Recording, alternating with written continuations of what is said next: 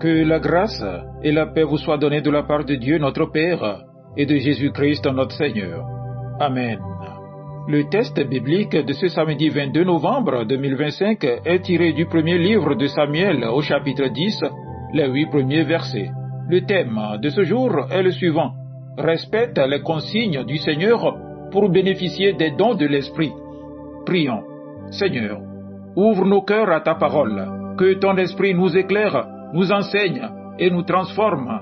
Fais-nous comprendre ta volonté et donne-nous la force d'y obéir par Jésus-Christ notre Seigneur. Amen.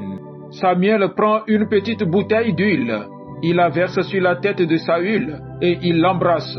Puis il dit: le Seigneur lui-même t'a consacré pour que tu sois le chef du peuple qui lui appartient.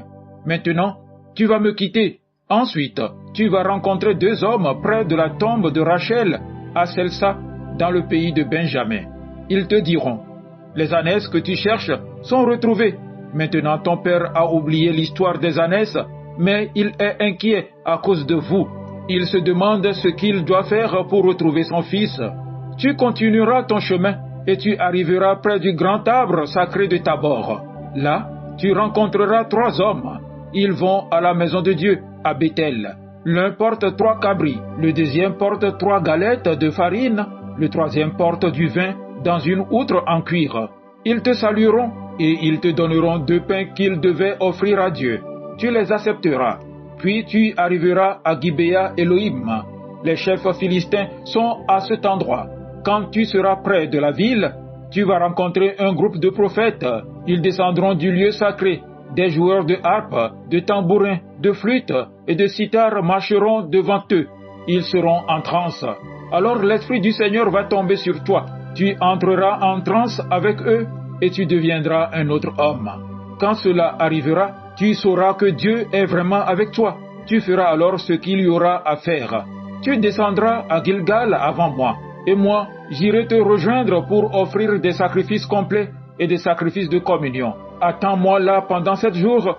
Quand je serai arrivé, je te dirai ce que tu dois faire. Amen.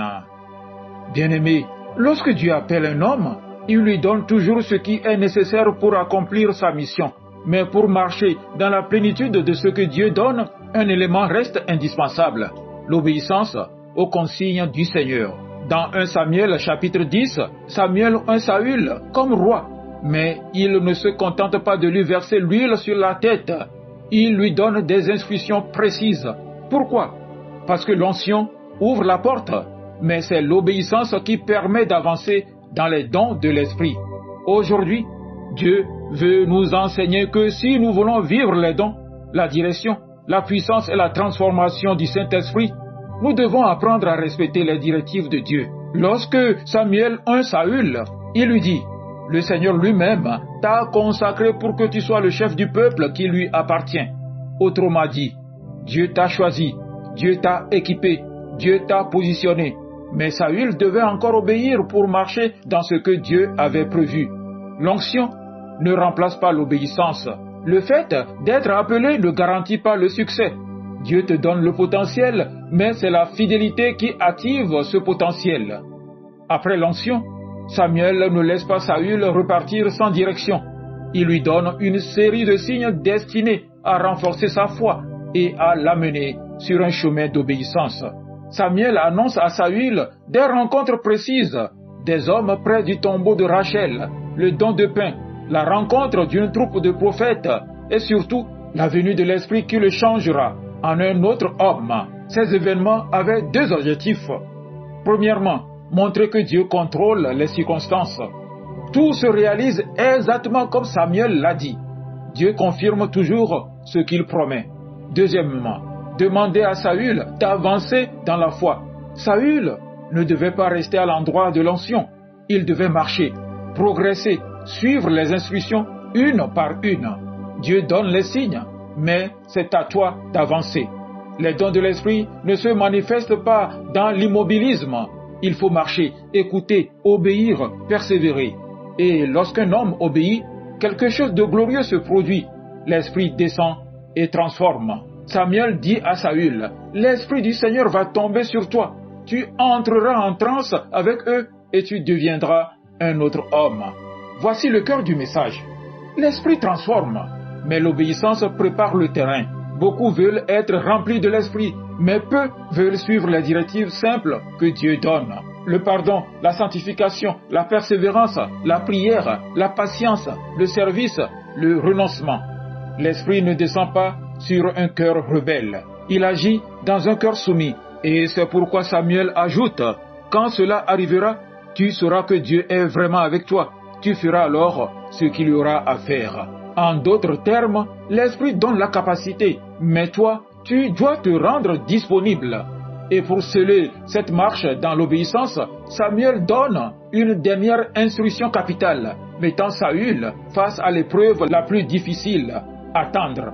Samuel dit à Saül, « Tu descendras à Gilgal, tu m'y attendras 7 jours. » C'est simple, ce n'est pas spectaculaire, ce n'est pas difficile à comprendre, mais c'est précisément cette consigne que Saül ne respectera pas plus tard, quand nous lisons 1 Samuel chapitre 13.